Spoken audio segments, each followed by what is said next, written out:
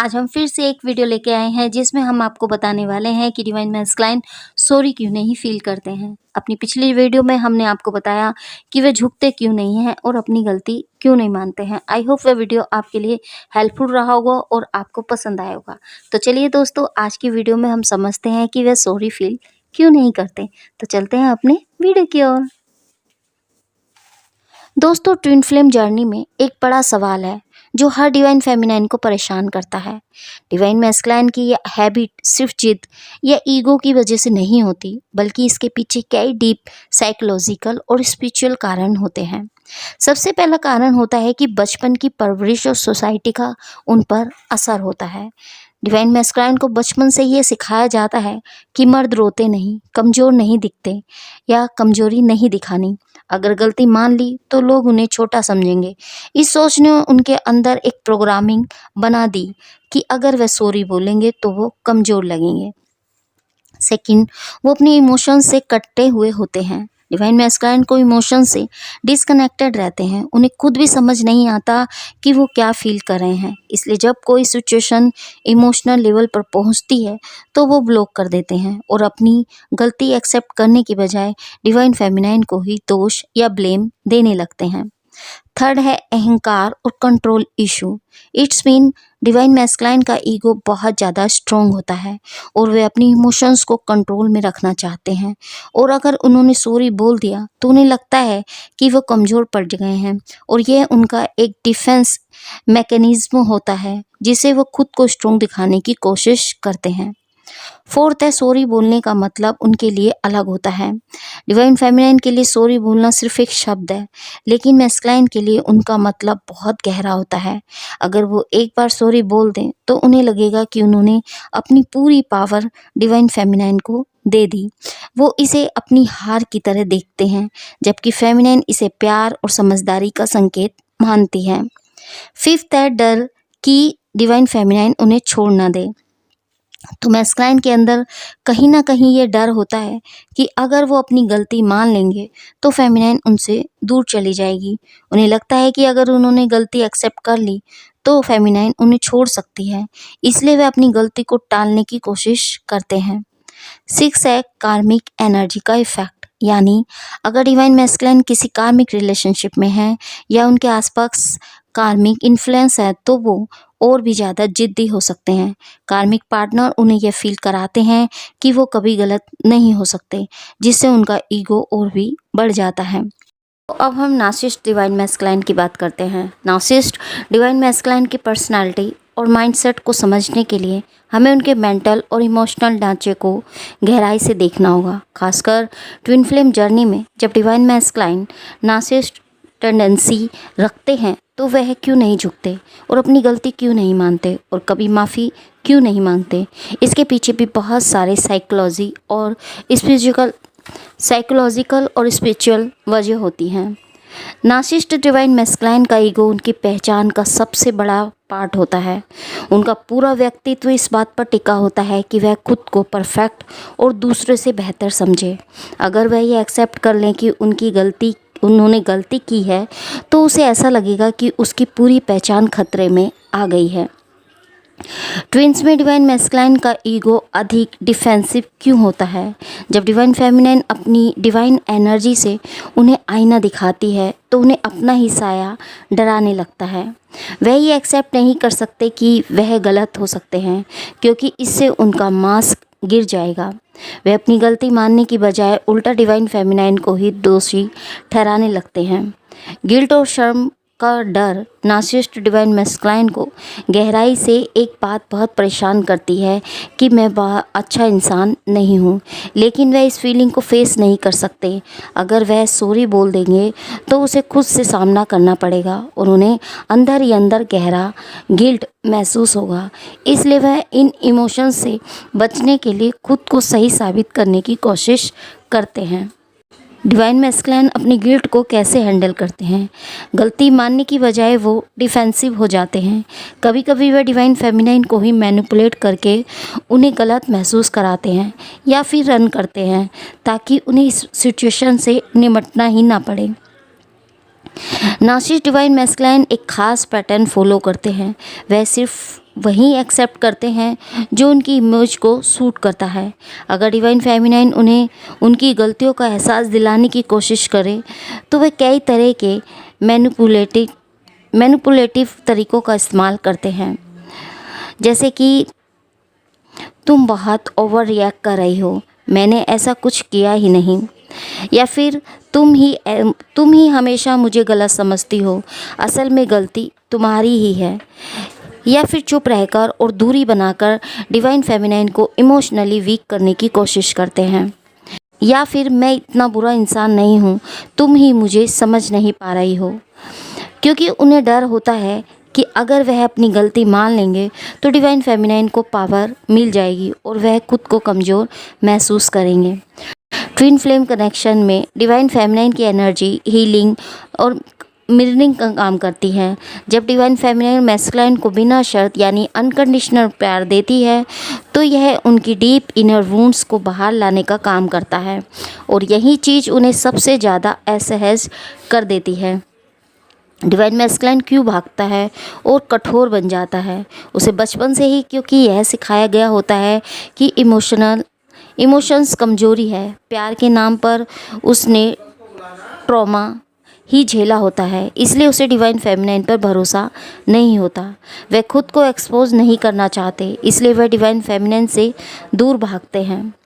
Divine masculine का sorry न बोलने का स्पिरिचुअल एंगल अब एक आध्यात्मिक दृष्टिकोण से देखें तो नार्सिसिस्ट डिवाइन मैस्कुलाइन को अपने कर्मों से सीखना होता है। ट्विन फ्लेम जर्नी में डिवाइन फेमिनाइन का रोल उसे हील करना नहीं है, बल्कि खुद को हील करना है। जब फेमिनाइन अपनी एनर्जी को डिवाइन मैस्कुलाइन से हटाकर खुद पे लगाती है तभी डिवाइन मैस्कुलाइन पर असर पड़ता है, तभी डिवाइन मैस्कुलाइन बदल सकते हैं। जब डिवाइन फेमिनाइन उन्हें चेस करना बंद कर देती है, जब फेमिनाइन अपनी पावर वापस ले लेती है और अपनी हीलिंग पर ध्यान देती है, जब वो यूनिवर्स की सीख को अपनाने के लिए मजबूर हो जाता है। नार्सिसिस्ट डिवाइन मैस्कुलाइन कभी खुद को गलत नहीं मानता, क्योंकि उसे अपने परफेक्ट इमेज से लगाव होता है। उसे गिल्ट और शर्म से डर लगता है, उसे अपने बचपन के ट्रॉमास को फेस करने से भागता है। तो ट्विन फ्लेम कनेक्शन उसे खुद से सामना करने पर मजबूर करता है, जिससे वह असहज महसूस करता है। लेकिन जब डिवाइन फेमिनाइन अपनी एनर्जी वापस लेती है तब यूनिवर्स खुद ही उन्हें उनकी गलतियों का एहसास कराता है। इसलिए फेमिनाइन को अपनी हीलिंग जर्नी पर फोकस करना चाहिए, बजाय उनके कि डिवाइन मैस्कुलाइन से माफ़ी की उम्मीद करे। जब वह तैयार होगा तब वह खुद ट्रांसफॉर्म होगा। तो नार्सिसिस्ट डिवाइन मैस्कुलाइन को सॉरी ना बोलने के और भी कई गहरे कारण होते हैं जो उनकी मानसिकता, परवरिश और स्पिरिचुअल कनेक्शन से जुड़े होते हैं। आइए उन्हें और गहराई से समझते हैं। दोस्तों, नार्सिसिस्ट डिवाइन मैस्कुलाइन रिश्ते में हमेशा पावर बनाए रखना चाहते हैं। वे मानते हैं कि अगर वह माफ़ी मांग लेंगे तो उनकी पावर कम हो जाएगी और फेमिनाइन को इमोशनली रूप से ऊपर महसूस होगा। वे खुद को हमेशा सुपेरियर दिखाने की कोशिश करते हैं। अगर फेमिनाइन उन्हें उनकी गलती बताए तो वह इग्नोर करते हैं या फिर गुस्सा हो जाते हैं। ये रिलेशनशिप में एक तरह से किंग या मास्टर बनने की कोशिश करते हैं। उन्हें लगता है कि माफ़ी मांगना उनकी मर्दानगी का या रुतबा कम कर देगा। बहुत से divine masculine narcissist divine masculine का सॉरी ना बोलना सिर्फ ईगो नहीं, बल्कि उनकी अंदरूनी इमोशनल या इनर वुंड्स का नतीजा होता है। डिवाइन मैस्कुलाइन को शायद उनके पेरेंट्स से उन्हें प्यार और स्वीकृति कंडीशन पर दी थी, अगर तुम परफेक्ट होगे तभी हम प्यार देंगे।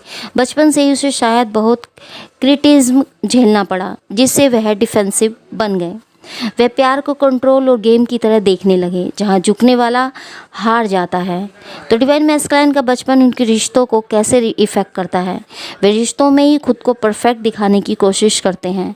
उन्हें यह डर होता है कि अगर वे गलती मान लेंगे तो डिवाइन फेमिनाइन उन्हें रिजेक्ट कर देगी, और वह अनजाने में अपने बचपन के ट्रॉमास को रिलेशनशिप में रिपीट करते हैं।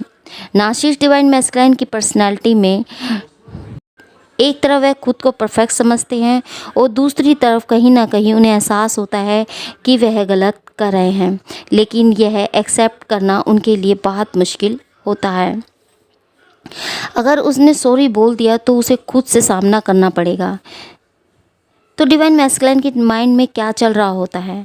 उसके माइंड में यही चल रहा होता है कि अगर उन्होंने सॉरी बोल दिया तो उन्हें खुद का सामना करना पड़ेगा।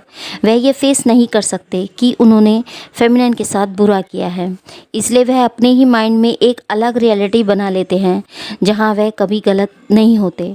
यह सेल्फ डिफेंस का तरीका है जिससे वह अपनी गिल्ट से बच सकें। टॉक्सिक मैस्कुलिनिटी और सोसाइटी का असर बहुत बार डिवाइन मैस्कुलाइन को यह सिखाती है कि पुरुषों को इमोशंस नहीं दिखाने चाहिए, माफ़ी नहीं मांगनी चाहिए और हमेशा स्ट्रॉन्ग रहना चाहिए। डिवाइन मैस्कुलाइन को सिखाया गया होता है कि अगर तुम सॉरी बोलोगे तो तुम कमज़ोर लगोगे, मर्द को दर्द नहीं होता, इमोशंस दिखाना वीकनेस है। तो रिलेशनशिप में अगर तुमने झुकना शुरू कर दिया तो डिवाइन फेमिनाइन तुम पर हावी हो जाएगी, यह उनका माइंडसेट बना होता है।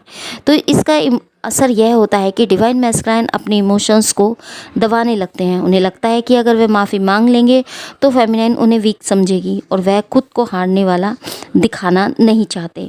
ट्विन फ्लेम कनेक्शन सिर्फ इस जन्म का सीमित नहीं होता। बहुत बार डिवाइन फेमिनाइन और मैस्कुलाइन के बीच पास्ट लाइफ के पैटर्न रिपीट हो रहे होते हैं। हो सकता है कि पिछले जन्म में डिवाइन मैस्कुलाइन ने फेमिनाइन के साथ कुछ अन्याय या बुरा व्यवहार किया हो। इस जन्म में वह अनजाने में वही पैटर्न दोहराने लगते हैं। यूनिवर्स उन्हें उनकी कार्मिक गलतियों का एहसास करवाना चाहते हैं, लेकिन जब तक वह स्पिरिचुअली अवेयर नहीं होते तब तक वह डिफेंसिव रहते हैं। डिवाइन मैस्कुलाइन अगर नार्सिसिस्ट टेंडेंसी रखते हैं तो वह रनर एनर्जी में बहुत ज़्यादा रहते हैं। इसका मतलब है कि वह भावनात्मक गहराई से बचने की कोशिश करते हैं। रनर डिवाइन मैस्कुलाइन सॉरी क्यों नहीं बोलता? क्योंकि वह इमोशन से बचने के लिए रन करता है। वह ये एक्सेप्ट नहीं करना चाहता कि फेमिनाइन से अलग होकर वह खुद भी तकलीफ़ में है। जब फेमिनाइन उन्हें उनकी फीलिंग्स फेस करवाने की कोशिश करती है तो वह उसे ही दोष देने लगते हैं। डिवाइन फेमिनाइन के लिए यह समझना ज़रूरी है कि मैस्कुलाइन का सॉरी न बोलना भी एक यूनिवर्सल टेस्ट हो सकता है। डिवाइन फेमिनाइन को सीखना होता है कि उसे मैस्कुलाइन की माफ़ी की ज़रूरत नहीं है। जब फेमिनाइन खुद को हील करती है और डिवाइन मैस्कुलाइन को छोड़कर आगे बढ़ती है तभी मैस्कुलाइन पर असर पड़ता है। तो यूनिवर्स डिवाइन मैस्कुलाइन को उनकी गलतियों का एहसास करवाने के लिए उन्हें उनके कर्मों से ही सीखने देते हैं। तो डिवाइन मैस्कुलाइन के सॉरी न बोलने के और भी कई डीप रीजन होते हैं, जैसे कि उनकी ईगो और पावर डायनामिक्स। माफ़ी मांगना उन्हें कमज़ोर महसूस कराता है, या फिर बचपन के ट्रॉमास उन्हें हमेशा परफेक्ट बनने की सीख दी गई होती है। वह अपनी ही बनाई रियलिटी में जीते हैं। उन्हें सिखाया गया होता है कि इमोशंस कमज़ोरी है। शायद वह अपने पिछले जन्म के पैटर्न दोहरा रहे होते हैं, या फिर रनर एनर्जी में होते हैं। वह खुद से और अपनी इमोशन से भागते हैं। डिवाइन फेमिनाइन को सीखना होता है कि उसे मैस्कुलाइन की माफ़ी की ज़रूरत नहीं है। तो असली बदलाव तब आएगा जब फेमिनाइन अपनी पावर में वापस आएंगी और डिवाइन मैस्कुलाइन को यूनिवर्स पर छोड़ देंगी। जब तक वह खुद ट्रांसफॉर्म होंगी तभी वह सॉरी बोलेंगे, लेकिन वह भी बिना कहे कर्मों से। जब नार्सिसिस्ट डिवाइन मैस्कुलाइन गलती नहीं मानता और सॉरी नहीं बोलता तो फेमिनाइन को क्या करना चाहिए? जब डिवाइन मैस्कुलाइन माफ़ी नहीं मांगता, अपनी गलती नहीं मानता और लगातार फेमिनाइन को गैसलाइट करता है या हर्ट करता है, तो फेमिनाइन के लिए सबसे ज़रूरी चीज़ है अपनी एनर्जी वापस लेना और खुद को प्रायोरिटी देना। डिवाइन मैस्कुलाइन का ट्रांसफॉर्मेशन तभी संभव है जब फेमिनाइन खुद की हीलिंग और ग्रोथ पर फोकस करें। यहाँ कुछ अहम स्टेप दिए गए हैं जो डिवाइन फेमिनाइन को अपनाने चाहिए। सबसे पहला है कि खुद को डिवाइन मैस्कुलाइन से एनर्जेटिकली डिटैच करें। जब मैस्कुलाइन गलती नहीं मानता और फेमिनाइन को इमोशनली मैनिपुलेट करता है तो फेमिनाइन का सबसे पहला स्टेप होना चाहिए कि अपनी एनर्जी वापस लें, रिएक्ट करना बंद करें। डिवाइन मैस्कुलाइन जो भी बोलें या करें उस पर इमोशनली रिएक्ट ना करें। एनर्जी कटिंग मेडिटेशन करें, यानी कॉर्ड कटिंग मेडिटेशन करें। हर दिन इमेजिन करें कि आप और डिवाइन मैस्कुलाइन के बीच की एनर्जी कोड को काट रहे हैं। नो कांटेक्ट या मिनिमम कांटेक्ट रखें। अगर पॉसिबल हो तो डिवाइन मैस्कुलाइन से दूरी बनाएं। सोशल मीडिया पर चेक करना बंद करें। बार बार उनकी एक्टिविटी देखने से आपकी ही एनर्जी वेस्ट होगी। जब डिवाइन फेमिनाइन रिएक्ट करना बंद कर देती है और डिवाइन मैस्कुलाइन को झटका लगता है, उन्हें महसूस होता है कि जब फेमिनाइन उनकी मैनिपुलेशन में नहीं आ रही है। डिवाइन मैस्कुलाइन अगर फेमिनाइन को बार बार गलत साबित कर रहे हैं तो ये ज़रूरी है कि फेमिनाइन अपनी सेल्फ वर्थ को समझे और किसी के वैलिडेशन पर डिपेंड ना रहे। डेली सेल्फ अफर्मेशन बोले, मैं खुद से प्यार करती हूँ, मुझे किसी के सॉरी की ज़रूरत नहीं है, मैं खुद को हील कर सकती हूँ, मैं एक पावरफुल डिवाइन फेमिनाइन हूँ, मुझे किसी की वैलिडेशन की ज़रूरत नहीं है। अपने इमोशंस को वैलिडेट करें। अगर डिवाइन मैस्कुलाइन आपको बार बार गलत महसूस करवा रहा है तो खुद को समझाएं कि आपकी फीलिंग्स वैलिड है। अपनी खुशी के लिए डिवाइन मैस्कुलाइन पर डिपेंड रहना बंद करें। जब डिवाइन फेमिनाइन खुद को पूरी तरीके से एक्सेप्ट कर लेती है तो मैस्कुलाइन पर इसका कोई इमोशनल कंट्रोल नहीं रहता। अपनी हीलिंग और शैडो वर्क करें। मैस्कुलाइन को सॉरी ना बोलना फेमिनाइन के लिए एक बड़ा स्पिरिचुअल टेस्ट होता है। यूनिवर्स यह देखना चाहते हैं कि फेमिनाइन अपने पैटर्न को कैसे हील करती है। तो कैसे करें? खुद से पूछें, मुझे क्यों ज़रूरत महसूस होती है कि डिवाइन मैस्कुलाइन मेरी गलती माने? क्या बचपन में भी मुझे ऐसा फील कराया गया था? क्या मेरी फीलिंग्स वैलिड नहीं हैं? क्या मैं किसी अनदेखे डर से जूझ रही हूँ? इनर चाइल्ड हीलिंग करें। मेडिटेशन से बचपन के उन पलों को याद करें जब आपको अनदेखा किया गया था और खुद को प्यार दें। अपने ट्रिगर को पहचानें और उन पर काम करें। जब डिवाइन फेमिनिन अपने अंदर के ट्रॉमास और वुंड्स को हील कर लेती है तो मैस्कुलाइन की एनर्जी उसे ट्रिगर करना बंद कर देती है। डिवाइन मैस्कुलाइन का यह बिहेवियर सिर्फ एक टेस्ट है कि डिवाइन फेमिनिन अपनी पावर वापस लेती है या नहीं। डिवाइन फेमिनिन को खुद की इंडिपेंडेंस और इमोशनल स्ट्रेंथ पर फोकस करना चाहिए और अपने पैशन और गोल्स ढूंढे। डिवाइन मैस्कुलाइन के बारे में सोचने की बजाय अपनी लाइफ की रिबिल्ड करें। फाइनेंशियली और इमोशनली इंडिपेंडेंट बने और अपने आप को नई चीज़ों में इन्वॉल्व करें। नई हॉबी, नई जॉब, नई जगहों पर जाएं और अपनी फेमिनिन एनर्जी को स्ट्रॉन्ग करें। जब फेमिनिन अपनी पावर में वापस आ जाती हैं तो मैस्कुलाइन को खुद ही एहसास होता है कि उसने क्या खो दिया। तो यूनिवर्स पर छोड़ दें, सरेंडर कर दें। सबसे बड़ा सबक यह है कि फेमिनिन को मैस्कुलाइन की हीलिंग का जिम्मा अपने ऊपर नहीं लेना चाहिए। यूनिवर्स से कहें कि मैं इस कनेक्शन को यूनिवर्स पर छोड़ती हूँ। अगर डिवाइन मैस्कुलाइन को सॉरी बोलना है तो वह खुद समझेगा, मुझे उसे बदलने की ज़रूरत नहीं है। अपनी एनर्जी बैलेंस करें और आगे बढ़ें। अगर मैस्कुलाइन अपने कर्मों से सीखने के लिए बना है तो वह खुद सीख जाएगा। जब फेमिनाइन अपनी पूरी तरीके से सरेंडर कर देती है तो यूनिवर्स डिवाइन मैस्कुलाइन को उनकी सीख सिखाने लगते हैं। तो डिवाइन फेमिनाइन को क्या करना चाहिए? अपनी एनर्जी वापस लें, डिवाइन मैस्कुलाइन से दूरी बनाएं, अपनी सेल्फ वर्थ को पहचानें और किसी सॉरी की ज़रूरत नहीं है। अपनी हीलिंग पर फोकस करें, शैडो वर्क और इनर चाइल्ड हीलिंग करें। अपनी पावर में वापस आएँ, इमोशनल और फाइनेंशियल इंडिपेंडेंट बने। यूनिवर्स पर छोड़ दें, सरेंडर करें और डिवाइन मैस्कुलाइन खुद सीख लेगा जब सही समय आएगा। तो डिवाइन मैस्कुलाइन तब ही बदलेंगे जब फेमिनाइन खुद बदल जाएगी। उनकी माफ़ी का इंतज़ार करने की बजाय खुद को इतना स्ट्रॉन्ग बना लो कि तुम्हें उनकी ज़रूरत ही ना पड़े। कुछ पॉइंट्स के बारे में बताऊंगी जिससे आपको पता चलेगा कि कब वह सॉरी मानते हैं, अपनी गलती मानते हैं या आपको सॉरी बोलते हैं। इसमें सबसे पहला पॉइंट यही है कि वह अपने कर्मों का फल भुगत रहे होते हैं। जब उनकी ज़िंदगी में चीज़ें ख़राब होने लगती हैं, उन्हें एहसास होता है कि उन्होंने कितनी गलतियाँ की हैं, तब वह सॉरी मांग सकते हैं। जब उनका अहंकार टूटता है तब वह सॉरी मान सकते हैं। तो दोस्तों, डिवाइन मैस्कुलाइन बहुत जिद्दी होते हैं, लेकिन जब बार बार फेल होते हैं या जब उन्हें अपने अकेलेपन का एहसास होता है तो उनका ईगो धीरे धीरे टूटने लगता है। जब वो अपनी हीलिंग और शैडो वर्क शुरू करते हैं, जब वो अपनी कार्मिक पैटर्न और डर को समझने लगते हैं, तब उन्हें एहसास होता है कि उन्होंने फेमिनाइन के साथ इनजस्टिस या अन्याय किया है। जब वो सच में डिवाइन फेमिनाइन को खोने लगते हैं, अगर फेमिनाइन पूरी तरीके से डिटैच हो जाती है और अपनी एनर्जी वापस खींच लेती है, तब मैस्कुलाइन को एहसास होता है कि उन्होंने क्या किया है। जब डिवाइन टाइमिंग आती है, कुछ चीज़ें ईगो से नहीं बल्कि डिवाइन गाइडेंस से होती है। जब यूनिवर्स उन्हें संकेत देते हैं तब वो माफ़ी मांगने के लिए मजबूर हो जाते हैं। लेकिन ध्यान रखना, डिवाइन मैस्कुलाइन सॉरी बोल भी दें तो ज़रूरी नहीं कि वह पूरी तरीके से ट्रांसफॉर्म हो गए हैं। असली टेस्ट ये है कि क्या उनके एक्शन सच में बदलते हैं या नहीं। जब उन्हें एहसास होता है कि फेमिनाइन उनसे सच्चा प्यार करती थी। शुरुआत में मैस्कुलाइन को लगता है कि फेमिनाइन भी काफ़ी बाकी लोगों जैसी ही है, लेकिन जब वो कई लोगों से धोखा खाते हैं या फिर गलत रिलेशनशिप में फंसते हैं, तब उन्हें समझ आता है कि फेमिनाइन का प्यार कितना प्योर था। जब उनकी लाइफ में कोई बड़ा झटका लगता है, कोई कार्मिक रिलेशनशिप बुरी तरीके से टूट जाता है, कैरियर में भारी नुकसान होता है या फिर कोई स्पिरिचुअल अवेकनिंग होती है, तब उनका दिमाग खुलने लगता है। या फिर जब डिवाइन फेमिनिन पूरी तरीके से मूव ऑन करने लगती है। डिवाइन मैस्कुलाइन का अहंकार या ईगो उन्हें यह सोचने पर मजबूर करता है कि फेमिनिन हमेशा उनका वेट करेगी, लेकिन जब उन्हें पता चलता है कि फेमिनिन अब अपनी ज़िंदगी में खुश है और उन्हें उनकी ज़रूरत नहीं है, तब वो माफ़ी मांगने की कोशिश करते हैं।